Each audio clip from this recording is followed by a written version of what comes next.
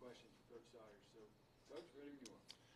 Yeah, pretty proud moment for us. You know, obviously the OVC being a one-bid league, we actually have to win the tournament to get here. And if you look back at what our seniors have accomplished, our group of seniors, you know, Kyle being one of them, they've won our tournament 3 times in the last 4 years, and I think that's a pretty remarkable accomplishment. It hasn't always been easy. We were pretty banged up for a good portion of the year, and I didn't know if we were going to get to this point, but our group showed remarkable resilience. We finished up winning 12 of our last 14 games.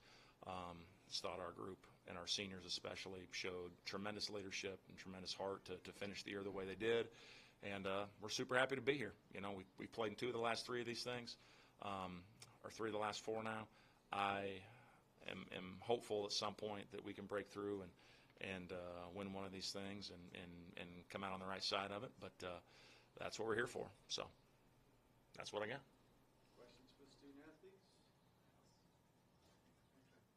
Start with Cape Girardeau native. Awesome. We want the players first, right? Yes. Yeah, both. I've been to Cat Hall Park many a time. Yes, sir. But you know, Arkansas is 33-3 at home, but Right. you know, they didn't win the regional. They sometimes they win a regional here, sometimes they haven't. Just what are your all's thoughts coming in and having to play? You know, an SEC team is 33-3 at home. Maybe Josh, how do you take that? Yeah, I mean, they're going to be a great ball team, and this is #1 atmosphere in college baseball. So I'm expecting a big crowd and just to come out and, you know, play our best game and to have fun with it. Yeah, I'm looking for my first win in a regional. It's my 3rd time here. Josh is looking for his first one too. Everybody on the team is. So we're really excited to play here and get a good chance to beat a good team. So. For both of you, Coach was just saying how y'all finished the season strong. Just kind of what's been going right for y'all lately? Kind of what's been the key to y'all's surge to end the season?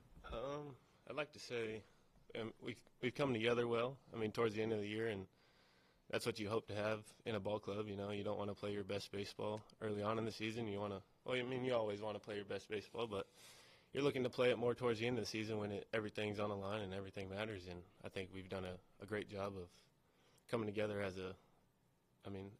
one unit and playing a great baseball game every time we go out. And I think that's been a big key in winning the last 12 of the 14 games we played. Yeah, he nailed it. We had a meeting about a month ago and talked about just that, to play for the guy next to you, and we turned it around. Kyle, you know, with the experience of playing in the regionals and just kind of the senior-laden team, I mean, has this season felt maybe a little bit different than even some of the past times you made it to a regional, just with the experience that you guys have on the roster? Yeah, so personally, it's my last go, so it's been an exciting season. Been super excited for every game. But yeah, there's definitely a different buzz this year. Some of the guys have been to 2 regionals, and we've gone 0-2 both times. So I think there's a different feeling. We have a chance to win a game, 2, 3 here. So it's definitely a different buzz.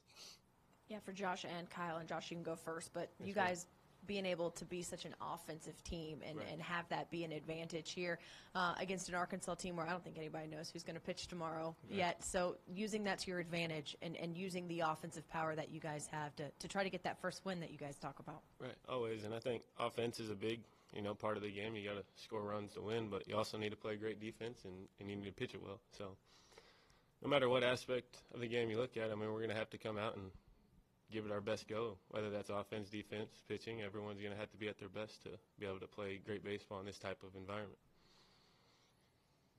You got it. I don't do any of the offensive stuff. Right.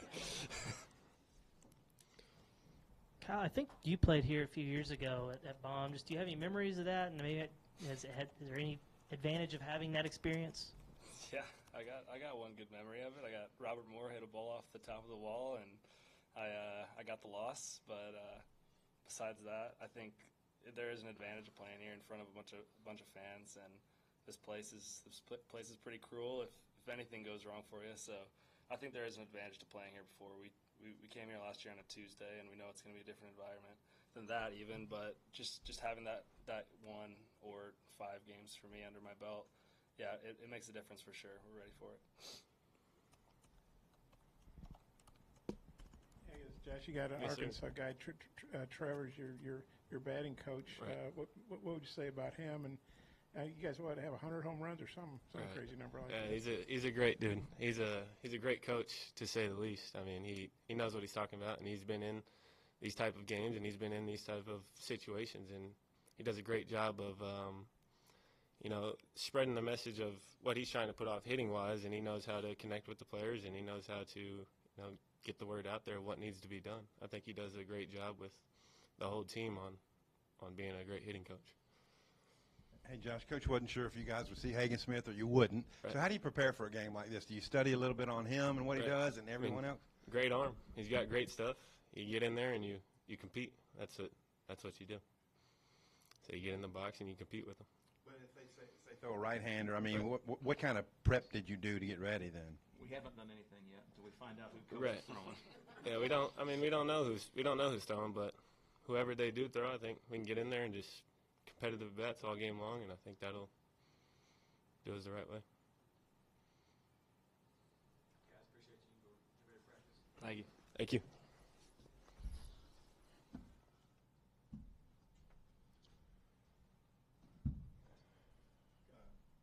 Coach, as of when we talked, you weren't sure who among the four you'd start. Are you closer? What kind of is going to play into this? Yeah, we know who we're going to throw. I'm just not going to say anything until we know who they're throwing, honestly. So It's all going to come out of the meeting tonight, apparently. we'll all find out. The worst kept secret in baseball.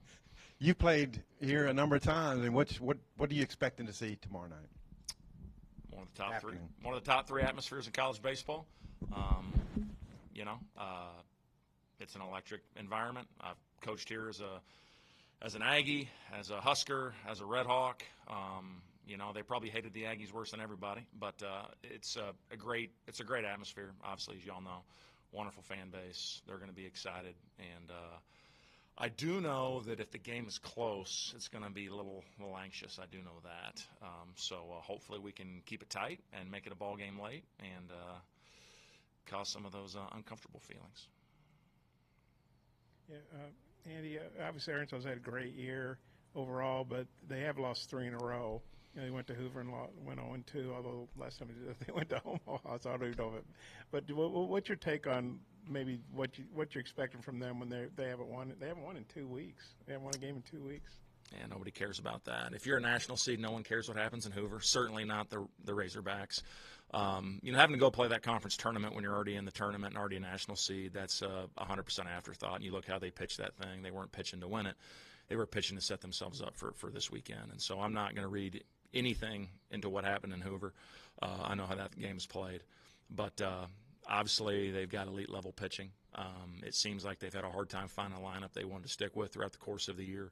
But the pitching and the stuff that we're going to see is significantly different than what we're used to in our league. I think we're just kind of waiting to see who's going to be available. I think that's the big thing. I'm not sure. There's rumors of guys not being available. We're waiting to see who we're going to throw. I think they're just trying to find out what they need to do to put themselves in the best spot to win the tournament. So, I think there's a little bit of a waiting game to see what they're going to do. You talked about, in the Ohio Valley, it's probably not fair, but you got to win that tournament, Do you think that mindset helps you guys, or whoever wins a league tournament where it's a must win, and then you can carry that mentality over into a regional? I think it does. We had that same deal in the last weekend of the regular season as well. So we have the Ohio Valley Conference tournament is structured. There's a double bye. Teams 1 and 2, the top 2 seeds get a double bye, and so certainly that is a huge advantage into a tournament. And we needed to sweep the last weekend to secure that double bye. And we did. We played great the last weekend. We ended up winning 8 of the last 9 conference games and took that in the tournament. So we've been kind of playing in that mindset for a couple weeks now. I was really proud of our kids how we played. We played good games. Even the game we lost to the conference tournament, we led the entire game and just didn't finish it off against one of the best power hitters in the country, Roman Kuntz, who finished with conference records for home runs and RBIs. I was stupid enough to pitch to him in the 9th inning, and he had a homer off us. But our kids played great. They played great for the last 2 weeks, and they've known what's at stake for the last couple of weeks. So certainly, being in a regional environment's not going to be a different feeling in terms of that aspect. You get in that meeting later, or you and Dave going to have like a stare down to see who blinks first and names a starter, or how's that going to be? I'll say, Coach, it's good to see you. And I will let him tell me what he wants to do. Coach, along those lines, I know you played for Coach Van Horn. Just kind of what's your relationship like with him, and what was your reaction, getting square matched up with him in the regional? My relationship with him is like any former player-coach relationship where the player has a ton of respect for the coach. I mean, he changed my life. He changed my career. Our story is pretty interesting. He and Rob Childress arrived at Christmas break at Nebraska my senior year. Coach Van Horn rode me like a rented mule, was hard on me. I was the senior starting catcher, played every day the year before. I was kind of a catch-and-throw defender type guy, and Coach Van Horn preferred offensive catchers at that time in his career. And I lost my starting job, and I felt like he was trying to make an example of me every day in practice. He was very hard on me. He was a little more demonstrative when he was younger, I'll say that. At the end of the year, I walked in for my meeting, and he said, Andy, I was harder on you than you deserved, but I knew you were tough enough to take it. I'm trying to change the culture, and I needed to have somebody who could wear it for me, and you were that guy. So I was like, oh, thanks. But he said, I know you want to go coaching. I've got a job lined up for you. He already had a job lined up for me. I went down to Northwestern State. He'd already got it set up. I got to teach classes in the P department, got to be the volunteer for John Cohen, who's now the AD at Auburn. He did all of that without my knowing it. Wow, he was making an example of me to the team, like riding me hard. And I have the utmost of respect for Coach Van Horn. The team that he inherited my senior year, we had 4 guys living in a house. 3 of those 4 are Division I head coaches. That's pretty amazing. His coaching tree is long, it's extensive, and all of us, I know, credit, a good chunk of our career to having played and worked for him. So have a ton of respect for him. Happy to, we're happy to, I'd be happy to be at Mississippi State, even though I don't like those guys very much, right? Just kidding. But we're happy to be in this situation. It's special for me to get to compete against my former coach, I'll say that. So I want to ask about Trevor Ezell. He's the guy that played for you, then transferred out, came to Arkansas, but now you've got him hired back. Just kind of what has he meant to your team, and what do you think of him as a coach? I think he's one of the best young hitting coaches in the country. I hope I lose him someday. I hope I lose him to the University of Arkansas and he can come back here and work with y'all's guys when that time comes, when Nate gets his program. But Trevor's been back for 4 years. In those 4 years, we've been to 3 regionals. We've set the school record for home runs 2 times. Like, you can do the math and figure out how important he's been to our program.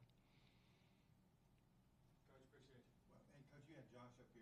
He's kind of been a mainstay for the program. What has he meant to you guys, his career?